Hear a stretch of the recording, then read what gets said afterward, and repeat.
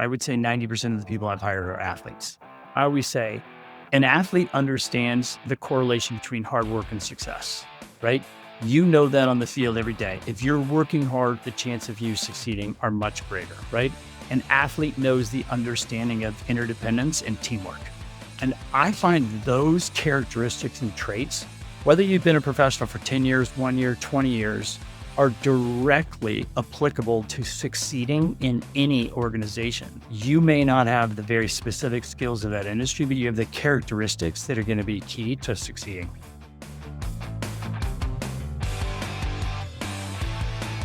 Hey folks, welcome back to another episode of What's Next. The big smile on my face is because I get to have a soccer guy on the show, and I'm going to say that doesn't do it justice, as you're going to find out, because the things he has done and his current role and where he's leading, not to mention his whirlwind tour of the World Cup, which we're going to talk about, and the world of soccer is quote unquote back to work.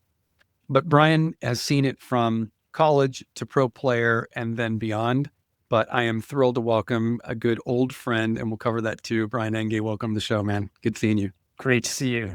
We're going to go back, right? So in your history, you go from Harvard to playing pro. Your experience spans mostly athletic lifestyle businesses. You were at Zoot, Saucony, Active Network, $1 billion exit for that company there, on to Pioneer Sports. I'm skipping through a few things, but I mean, the surf at Pioneer, for those of us in the soccer world, we know the sort of the greatness and depth of that and more to come, which is amazing.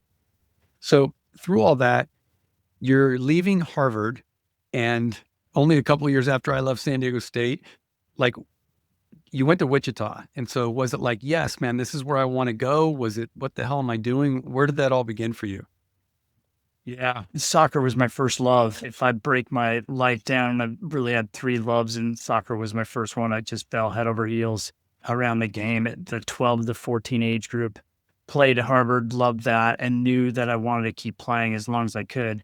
I tried to get on in Europe, but 1991, getting a contract in Portugal, making that happen was incredibly difficult. Went there, didn't work, came back, had been drafted by Wichita, and said, if I had the chance to go play with a bunch of my idols. I mean, I grew up watching the Chico Boras and the Dale Irvines of the world. And if I can go be their teammates, then that sounds like a dream come true. So it was an easy decision. And so when you get there, was it, because we can tell very similar stories. My original landing spot was supposed to be San Diego, which I grew up in San Diego, watching the Jungles and Victor Nogueira's. I just like, wow, I'm going to get a chance to play here. And 2 weeks later, I'm traded to Detroit in the expansion draft, still with the likes of Andy Chapman and some of the greats. I had a wow factor when I got there because it still was that. Was it the same for you landing in Wichita? Yeah, there was nothing wow about Wichita, but there was a lot of wow about just playing professionally, playing against the best players, because we've played in the same league. The best players in the U.S., minus a couple top Alexi Lalas type stars who were doing things outdoor globally, were in that league. So competing against what I saw were the best players every day, trying to get better myself and figuring out where I fit in, that was a thrill literally every day. I would say if I had to mark one single year, that was probably the best year of my life. Wow. Okay, so let's jump there then. You played for a year, and then I'm going to transition out and so into sort of the real world. We get this from a lot of the athletes we talk to. Like, when is it time? And gosh, am I going to look back? And you just said it, man, that was, if not one of the greatest years of my life. You decided to leave. Was it too early? Was it the right time? Reflecting back, what do you think? I think when I reflect back, and I do a lot, I think it was too early. I did well. I played and started every game. I made the all-rookie team. We won the division, but not the championships. So I knew that I fit. I think I left because of fear, which I don't think is a good reason to leave.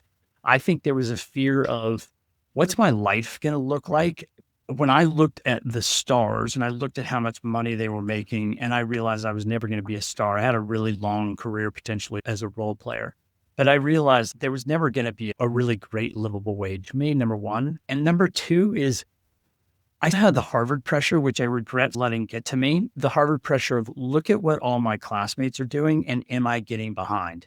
And I think it was that made me leave. And it's interesting because My daughter graduated from Stanford a few years ago, and she's in her fifth year of playing professionally now. And we have this conversation constantly about, are you getting behind or are you actually just living a great separate life? And I look at some of the guys like yourself and a bunch of my other friends who ended up spending a lot of time in the league or in the early days of the MLS.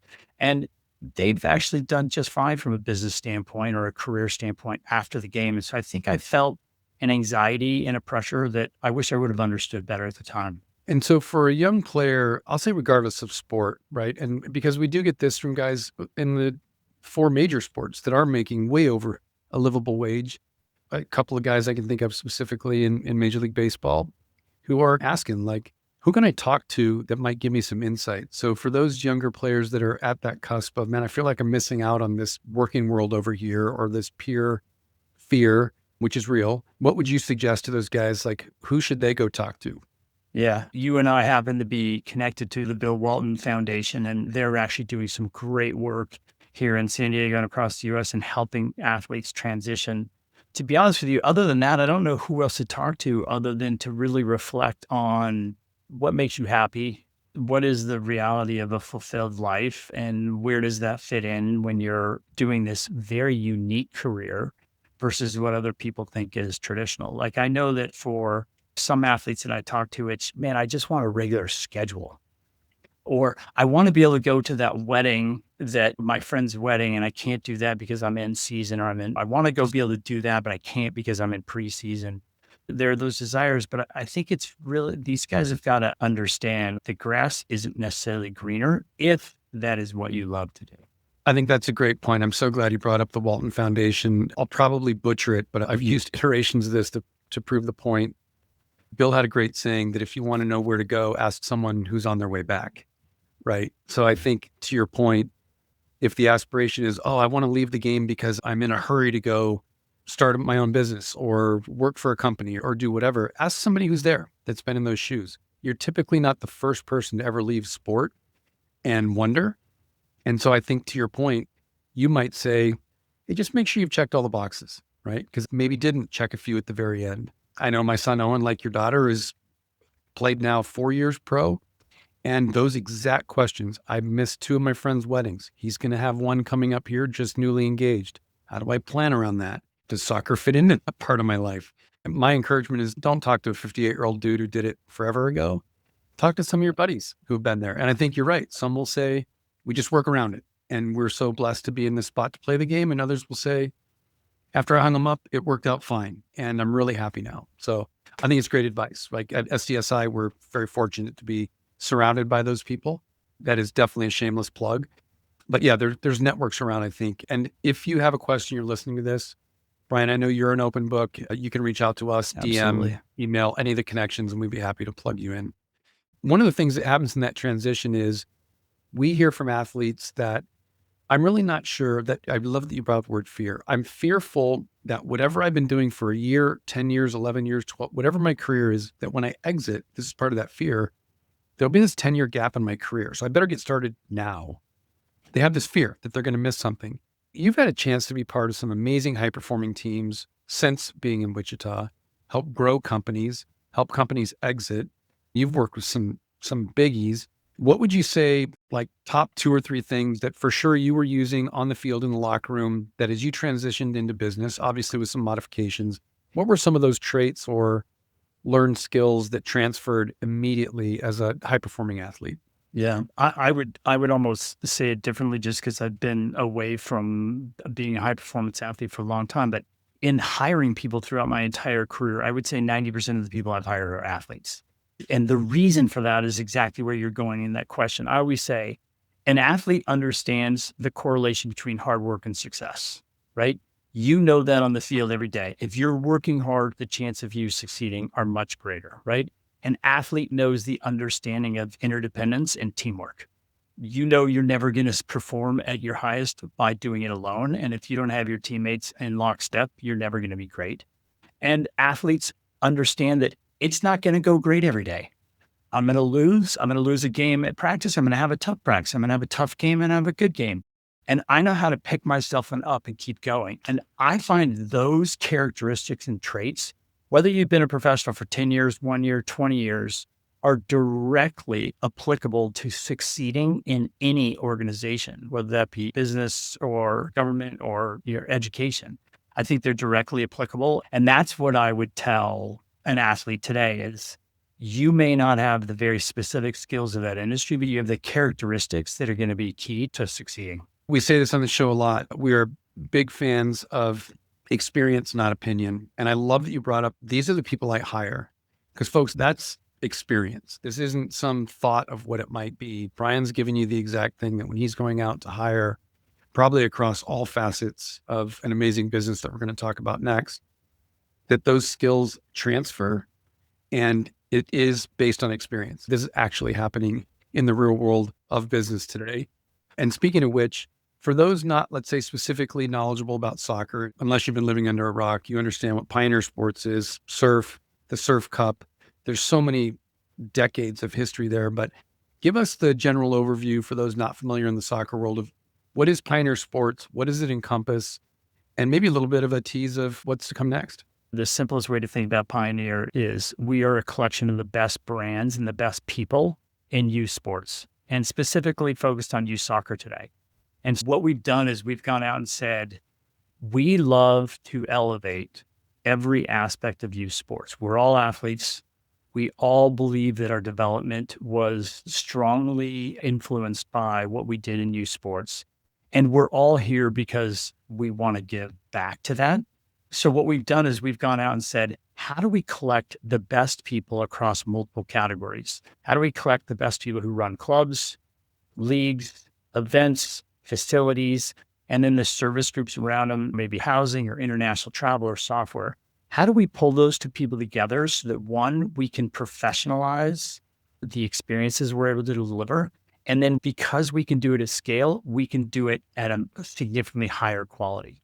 I think if you look at the youth sport market or the youth sports world over the last 20 or 30 years, it would be defined by a lot of love, a lot of volunteering, but very little professionalism and a lot of fragmentation.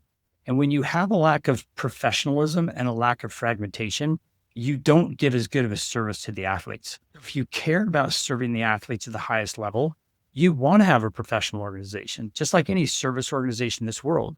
If you care about servicing the athletes at the best level and giving players the best pathway or developing the best coaches, you're going to want to do that at scale. And so today we service over 400,000 athletes every single year, which there's no data out there that says it, but I think we can very fairly say that makes us the largest youth soccer organization in the world. And so the things that we're able to do for athletes, the experiences we're able to offer and the opportunities are unparalleled because of our size, quality, and professionalism.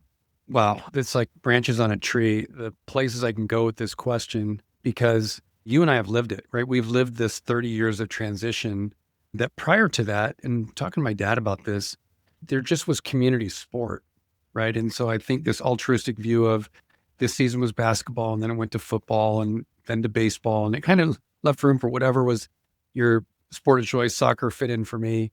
But the last 30 years have been that, this sort of fragmented view. And if I step back a half just for a second and say, take the word soccer out, and I think you kind of did that in the beginning, and just put business in, where you see a lot of love, a lot of activity, a lot of attention, and fragmented, that's an opportunity in the business world to make things better through that harmony. And ultimately what you've described, and I'm writing on the paper here, is you've assembled an amazing team at the end of the day. And I don't think anybody, even not in sport, wouldn't say, that's really what you've done. How do I find the best people to fill the positions that we need on the field to make this amazing, to make an all-star team? So as you guys have done that, I don't think, again, unless you've been living under a rock, there's a bit of tension.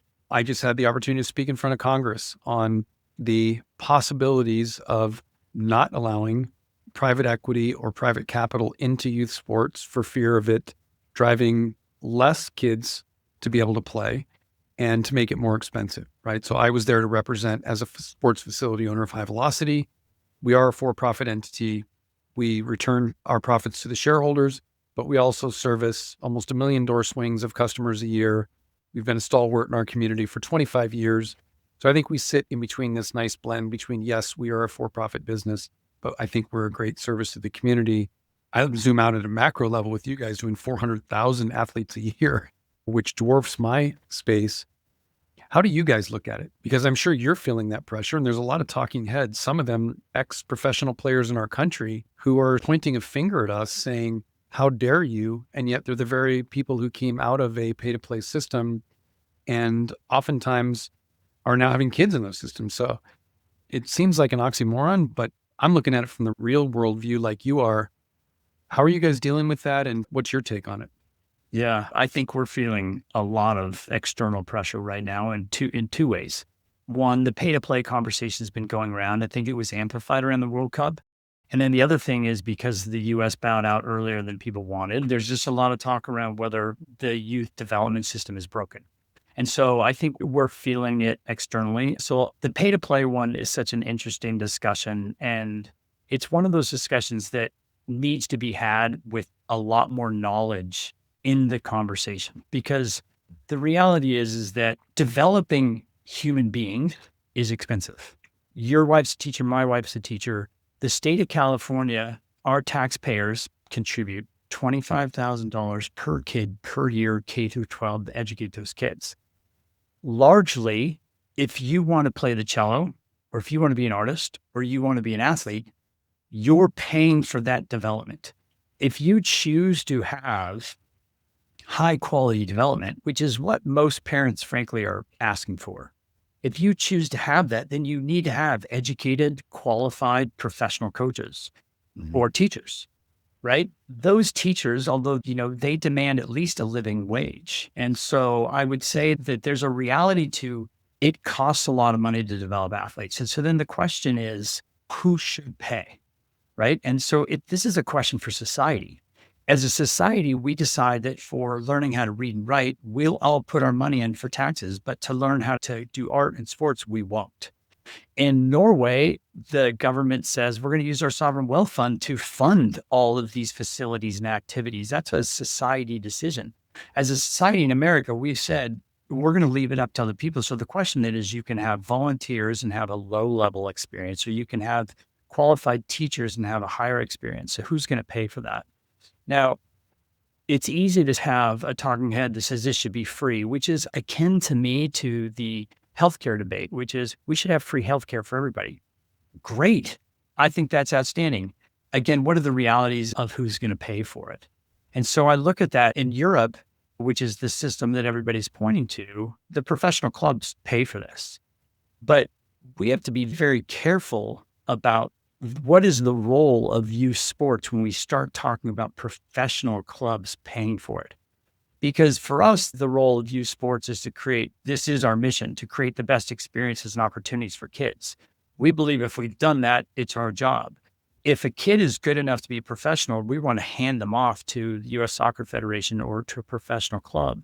But when a professional club takes over youth development from age 12 up, it's not philanthropy or benevolence. It's a business. And those kids, and we know these academies well, if I play for an academy in England and I'm 14, I have a price tag on my head. That club knows exactly how much I'm worth. And that means I'm worth it to the club as a homegrown player or to be traded. And so that creates a whole different system around pay to play. So I think the conversation is a little silly because someone has to pay for it somewhere, some way. And I think we romanticize what the alternative is without really thinking about what drives that. And I would ask, is America ready to have their 14-year-old kid move away from home, live in an academy where this gets free paid for, whose their only objective in that organization is for their kid to be a professional? There's no human development. There's very little educational development. What happens to those kids? And is that really the role that we want in youth sports? Yeah. I mean, that's the, no pun intended, the $1 million question, right? Because while I was in Congress, Norway was brought up as the example. And to your point, it is done so much differently as a community, as a country there, that we can't compare the two. The ship has sailed for us, nor can we compare ourselves with those academies that you're referring to that quite frankly are around the world in soccer, football. They exist differently. And they are for-profit entities who have a talent development game, not a child development game. So I think for anybody who doesn't know different, a child development game is exactly what you said. We want to give them healthy environments to have amazing experiences. At the end of the day, turn out to be amazing humans. And if we've done that by the time they leave middle school or high school or wherever they decide to exit that spot or into college and keep playing as young adults, we pat ourselves on the shoulder and go, job well done. That was our job. That's awesome. And to your point, if they end up playing professionally, Christian Pulisic played a couple of years at High Velocity. He ended up somewhere else. That's Yep. awesome. But he got to start playing for fun soccer at High Velocity. That was our job and role. But when that flips, to your point, and becomes something that I need to identify the kids because they become the asset that I have to develop and build and sell, just in saying that, I would hope some ears perk up to say, oh, if that's what it's about, that doesn't exactly sound like what I want.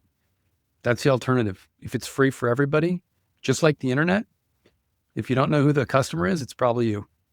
Yeah.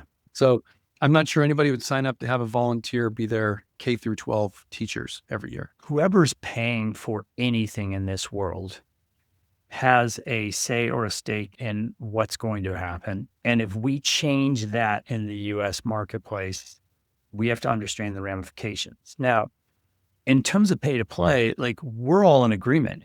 We want to make this as inexpensive and frictionless for all athletes to be involved as possible. So we do take on a great responsibility of making sure that what we always say is if a kid's good enough to play in our programs and they can't afford it, they're playing for free, period. We will always make sure that a kid who is good enough to play in our programs gets the opportunity to play. And so, look, over the 80,000 kids that we have in our day-to-day programs across the US, 10 to 20% are scholarshiped. And so when you start to think about that number, we're scholarshiping between $6 and $12 million a year for young athletes across the country.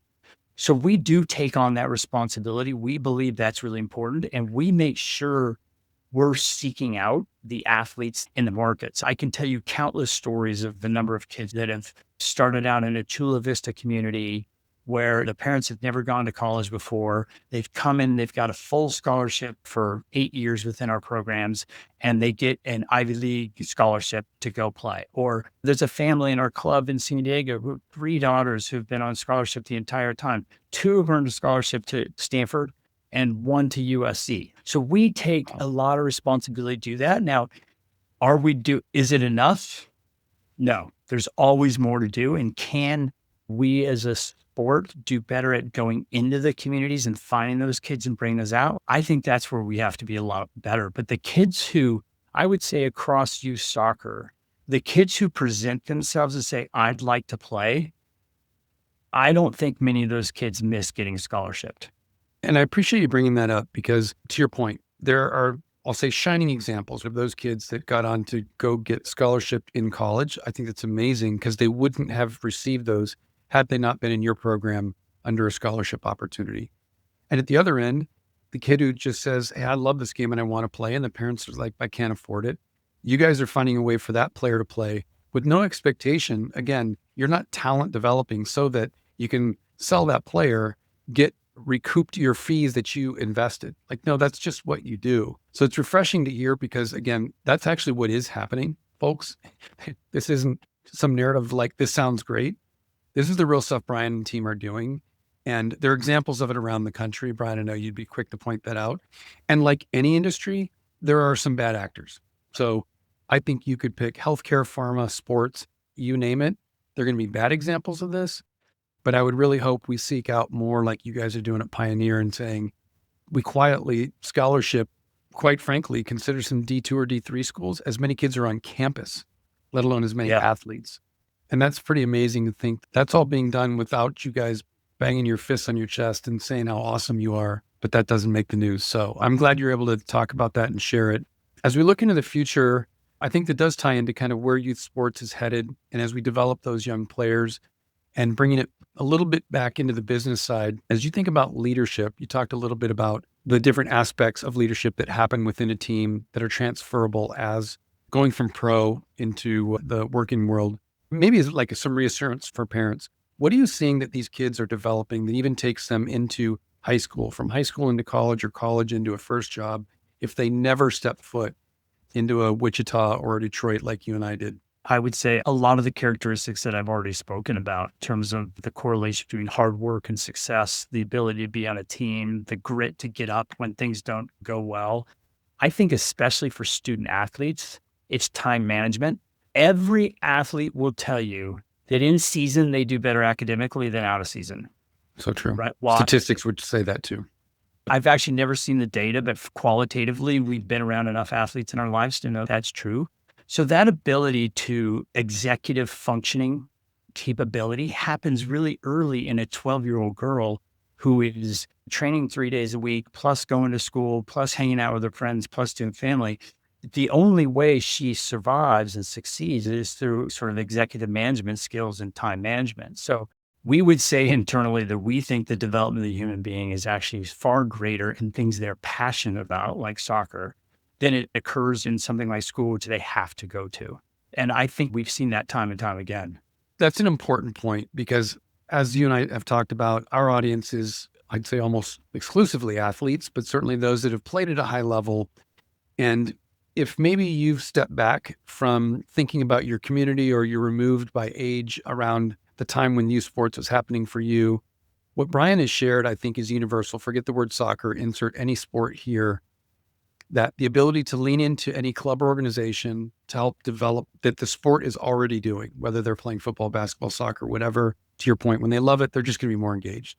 And they're learning those time management skills, the ability to be accountable, disciplined, all of those things have nothing to do with earning a scholarship in college, nor do they have it about playing professionally for a paycheck. But if you're an athlete hearing this, I would encourage you to find the pioneers of the world, to find any local organization that's doing this and just ask, how do I help? Because I guarantee you your asset that you've been through, because you've been through the discipline, the structure, all of that, and speak into the coaches who need it first and foremost, because they're a mouthpiece into these young athletes. And especially in the young athletes, I would implore you to do that just based on what Brian shared.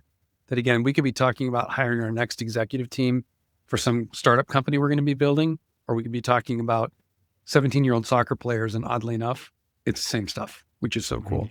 Brian, you and I could go I think a couple more hours on that topic alone. I'd love to hear, given your guys' footprint and impact on sport specific to soccer, but I think there's a bigger reach here. Where's Pioneer going under your leadership? And I know you'll be quick to point to all the other great people that work in your organization. So you're never hey, this is me. But speaking on behalf of the organization, where is Pioneer going and, breathing more life into more kids playing, more kids having access? What do you see for the next 5 or 10 years of youth sports? It's the question we ask ourselves all the time, which is, what else can we do to positively impact the sport? For us, usually the question is, what else can we do to positively impact soccer? And for us, that's going to continue to be really giving the tools to local leaders and local communities and helping them be better. And if you think about that in itself is where we spend most of our time these days, which is we have 150 clubs around the country between the Surf and the Rush brands. And in each of those places, what we're doing is we're betting on a community leader, and then we're giving the tools, the infrastructure, and the support from a central services standpoint to help them be better at what they do. So the question is, how can we give more coaching education to make better coaches? What's the software we use? What's the content we use? What's the cadence we use to get people engaged to just continuously learn how to be better coaches? And not just with X and O's, but to understand the human development cycle of these kids and how they can reach them positively. So we believe we have a great responsibility over the next many years to develop the best coaches that we can around the country, in the same way that anybody would be thinking about how do you develop the best teachers within a school system. Because we can do that at scale, we can put more resources into that. The next thing we talk about is how can we just build better community leaders? And we talked about the lack of professionalism and the fragmentation. We spend a lot of time with these executive directors or directors of coaching saying, here's how you become a better leader. Just simple thing is like a W-2 versus 1099, or here's how you think about offering a 401k and healthcare to your coaches, or here's how you actually structure your organization to be as efficient as possible. Here's how you think about your board. So we're working with all of those to just create the best leaders, because we know if we create the best leaders in a community and the best coaches in a community, that the kids will benefit. And then I think the third thing that we talk about a lot is just how do we then create more pathways for kids? How do we make sure that the pathway for the kid who just wants to actually play on a Friday night with their friends is available? How do we make sure that the kid who wants to play competitive soccer but doesn't want to spend all their family's weekends and all their family's money, how do we give them a pathway? How do we make sure that the pathway for some of those surf and rush kids that are playing on the national team and going to Europe and turning pro at 17, how do we give them a pathway? Making sure that that pathway is available for anybody who wants to be involved in the sport. And I think that's what drives us. And then the question becomes, can we help in other sports? And this is like one of those really careful places where I'm a big fan of humility is so key to everything we do. And so we don't want to think like just because we're great in soccer, we can do it somewhere else. But I think there's enough understandings of what we're doing, and we're doing it at such a premium level that if we can apply that to other sports and other kids and we can make a positive impact, then we will. So those are probably the categories of how we think about the next 3 to 5 years. Yeah, and that feels so endearing and enduring both, because unlike the current narrative, which, to bring it full circle, is all about driving profit and extracting as much money from people as you can, in reality, what you've laid out is the elevation of youth sports, tools to local leaders and communities, developing leaders, which I don't think anybody would argue that over the course of human history, those that develop leaders amplify their impact. Personally, I can think of guys like John Maxwell, John Gordon. You can go all the way back in history. And then ultimately the pathways. And I'm glad you added the narrative to that, because we think in broad strokes of pathways being, how is this kid going to get to be a pro? And I love the way you said that, because we don't look at that, again, myopically at High Velocity. We don't look at it that way.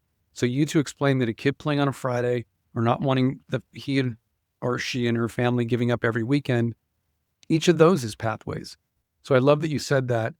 And I'm also glad, and I'm going to throw this back on you, if you are at the local, regional, national level of any other sport organization, I can tell you first and foremost, please reach out to Brian and his team. Even if it's just for listening opportunity or to hear what they're doing differently. Brian, I hear you loud and clear. You're not saying we're the king of the hill. We're doing it perfectly. You've said that over and over again. We have a lot to learn. We can do better in our communities. We love that. It's sincere humility. But at the end of the day, I love that you're open to sharing. Hey, we are doing a few things right because we are impacting more kids. More kids are playing, and more kids are probably playing on Fridays and every other or third or fourth weekend than they would be if we said there's no other way to do it other than to play full time and have to do it. The proof is you're actually living the statement, which is amazing. Dude, I can't thank you enough for being on here and really shedding some light and peeling back the curtain of what's really going on in youth sport at a very high level, from your impacting kids that are playing every day, every week, every month. The numbers are staggering, but you guys clearly haven't lost sight of what's most important, and that's the athlete, right? And that they are humans, and our job is to be leaders and teachers. For those that want to learn more about Pioneer, Surf, Rush, anything else, they've got questions. What's the best way for somebody to either reach out to you or tap some resources in the organization? Happy to have people reach out to Pioneer directly or reach out to me at Bryan at Pioneer Sports. You've been around enough to know that pretty much everybody who's involved in teaching or coaching or youth sports are driven by the athlete and driven by the mission. And therefore, we're all pretty open to sharing of how to just make that better. It's not about competition. It's about how do we make the sport great. We'll have all of Brian's contact info in the show notes, which, by the way, is already there, so I didn't need permission. I thank you for that. And again, we say this a lot, and so it's worth saying again, experience, not opinion. If you really want to know what's happening, talk to a guy who's done it, right? That's why Brian's on the show, because I know he's going to be and has been candid about what's working, what's not working, and what they want to do more of. That's that 3 to 5 and probably 10-year vision. Thank you for being on the show, man. This is great. Very enlightening. And you got to promise me that you'll come back, because I got a sneaking suspicion in probably less than 2 years, there's going to be a lot more to talk about in youth sports and how we're creating more access and not listening to the talking heads out there that are actually working on narrowing it. So thanks for being on the show, Brian. Appreciate it. Yeah. Great to connect. Good to see you. All right. All right, everybody. Take And care. until next time, thanks for being on and listening to What's Next.